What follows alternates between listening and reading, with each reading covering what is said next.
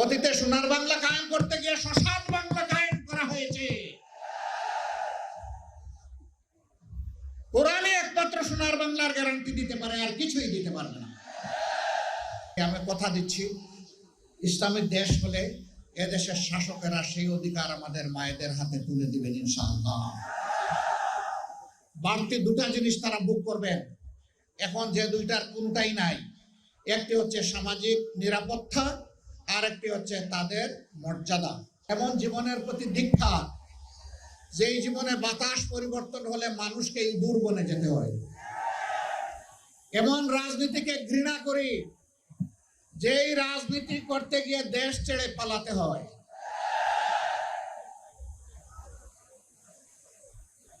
আসুন এমন জীবন গঠন করি, যেই জীবন সর্বাবস্থায় আমার জন্য সম্মানের হয়। ফাঁসির রশিতে ঝুললেও যেন সম্মানের হয়, ফাঁসির পাতাটনের উপর দাঁড়ালেও যেন সম্মানের হয়। আবু সাইদের মতো বুক পেতে গুলি নিলে সেটাও যেন আনন্দের হয়। এমন জীবনই রাজনীতিবিদের জীবন হওয়া উচিত। প্রিয় সম্মানিত ভাইরা, এই 24-এর পট পরিবর্তনে লক্ষ্মীপুর একদিন আগে স্বাধীন হয়েছে। লক্ষ্মীপুরবাসীকে মোবারকবাদ। বাংলাদেশ স্বাধীন হয়েছে 5 আগস্ট অথবা 30 জুলাই।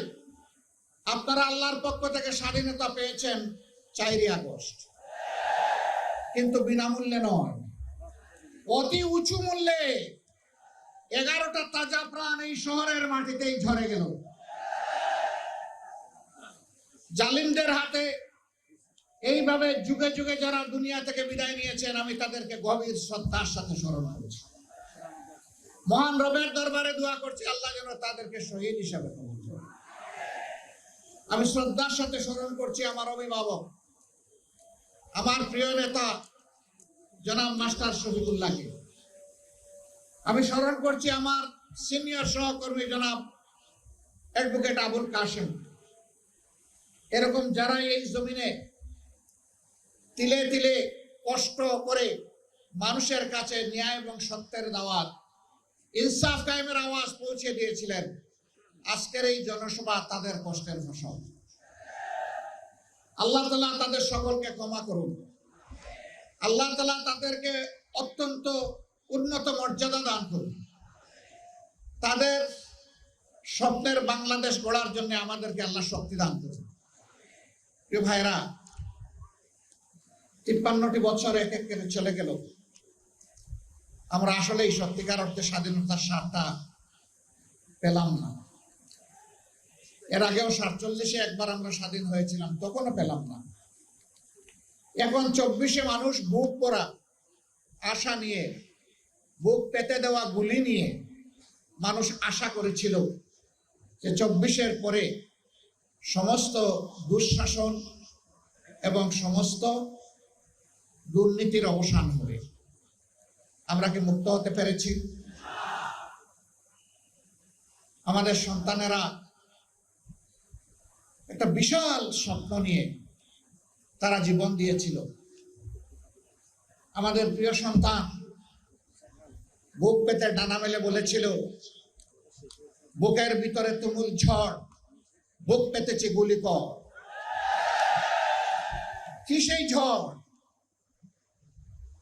সেই ঝড়টা ছিল সমাজের অন্যায়, অবিচার, দুর্নীতি এবং দুঃশাসন।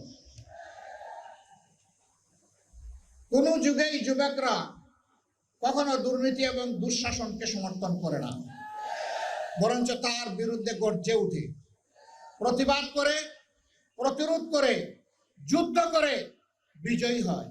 হয় শহীদ হয়, না হয় গাজী হয়, মাঝখানে আর কিছু থাকে না। নিয়ামত এবং রিজেক্ট দিয়েছেন, আমরা ভাগ বাটোরা করে খাবো। তবুও তোমরা চাঁদাবাজি ছেড়ে দাও, দখল বাণিজ্য ছেড়ে দাও, তোমরা মানুষকে কষ্ট দিও না। এই 54 বছরে অনেক দলের শাসন আপনারা দেখেছেন, অনেক আদর্শের কথা আপনারা শুনেছেন, কিন্তু সংখ্যাগরিষ্ঠ মানুষের প্রিয় আদর্শ ইসলামের শাসনটাই দেশবাসীর দেখার সুযোগ হয় নাই। জানি না এইটুকু হায়াত পাবো কিনা। মহান আল্লাহর কাছে ভিক্ষা চাই, হে আল্লাহ, এতগুলো মানুষকে যখন তুমি দৌলতে ঈমান দান করেছো, মেহেরবানি করে সেই ঈমানের সোর্স কোরআনকে বাংলাদেশের শাসন ক্ষমতায় তুমি বসায় দাও। এর জন্য তুমি আমাকে, আমার সঙ্গীদেরকে কবুল করো, এদেশের কোরআন প্রেমী মানুষগুলাকে কবুল করো। অনেকে অপবাদ ছড়ায়, পরিকল্পিত অপবাদ।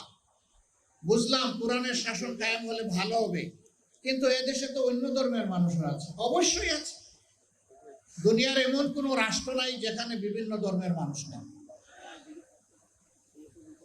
বাংলাদেশেও আছে। কত পার্সেন্টেজে আসে এটা আমি বলতে চাই না। কেন বলতে চাই না? এটাও আর একটা বৈষম্য। আমরা গভীরভাবে বিশ্বাস করি এদেশে যারাই জন্মগ্রহণ করবে তারা এদেশের গর্বিত নাগরিক। ধর্ম তার নিজস্ব ব্যাপার, রাষ্ট্রের দায়িত্ব হচ্ছে নাগরিকের হাতে তার অধিকার তুলে দিতে হবে। আমাদের সংবিধান, যে বিদ্যমান সংবিধান, অধিকারের কোনো তারতম্য এখানে নেই এবং কোরআনের সংবিধানেও নাই। সেদিন একজন মুসলিম দায়িত্বশীল নেতা আমাকে জানতে চাইলেন, তো যদি নাই তাহলে আমাদের কাছ থেকে আলাদা একটা কর নিবেন কেন?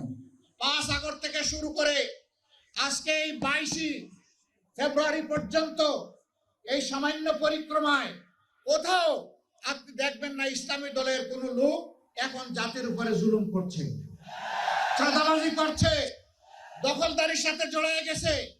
কোথাও দেখবেন না। তার একমাত্র কারণ তারা কোরআনকে সম্মান করেন এবং বুকে ধারণ করেন।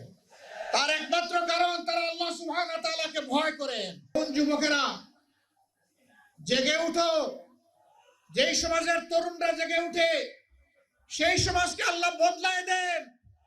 24-এর 5 আগস্ট সেলুট যুবকরা, তোমাদেরকে তোমাদের জীবন বাজি রাখা লড়াইয়ের কারণে আল্লাহ আমাদেরকে আপাতত মুক্ত করে দিয়েছেন। চিরমুক্তির জন্য এবার জেগে উঠো, এবার শপথ নাও, আমরা বাংলাদেশকে কোরআনের আলোকে গড়বই গড়ব ইনশাআল্লাহ। আমিও তোমাদের সাথে চুল পাকা, ভ্রু সাদা হওয়া, দাড়ি সাদা হওয়া এক জীবন্ত যুবক। লড়াইয়ের ময়দানে তোমাদের সাথে আমাকে পাবা, মিছিলের পিছনে নয় সামনের কাতারে থাকবো ইনশাআল্লাহ।